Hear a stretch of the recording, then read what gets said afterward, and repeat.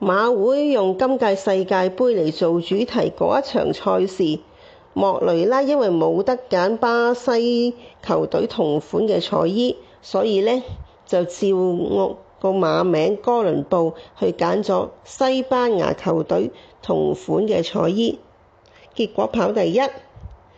好啦，世界盃有咗結果啦，西班牙球隊真係攞冠軍，又會咁巧嘅。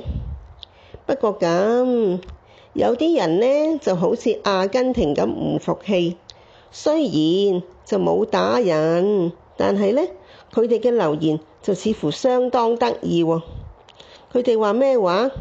嗰隻哥倫布唔係快放馬，又慢閘，但係嗰場馬竟然可以唔慢閘，仲要一放到返嚟。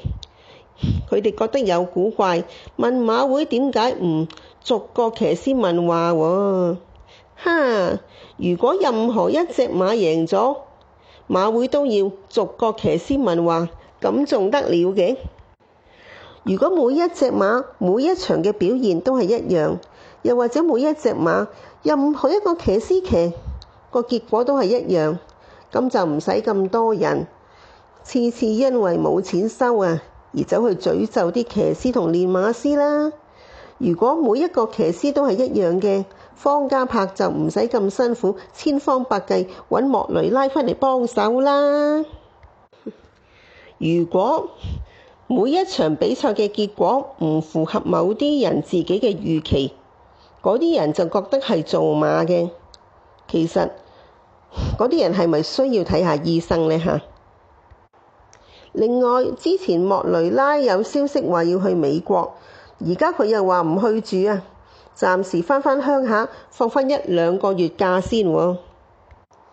下季仲可唔可以喺香港見到佢呢？未知㗎。不過呢，想見到佢嘅人啊，除咗一啲馬迷之外啊，仲有方嘉柏啦，或者仲有應嘉柏㗎喎。大家可以見到呢，應嘉柏同佢似乎好好傾。應嘉柏對住佢幾好笑容，尤其是以世界盃為主題嗰場開跑之前方嘉柏走埋佢度，話兩個都笑到衣開棚牙，真係得意。雖然有啲傳聞話呢，除咗方嘉柏之外有其他練馬師都想揾莫雷拉下季返嚟做主帥嘅。不過喺莫雷拉最近嘅訪問裏邊呢，佢係直言不諱咁話自己會偏心下方嘉柏喎。咁算唔算對有意揾佢做主帥嗰啲其他練馬師請食咗檸檬呢？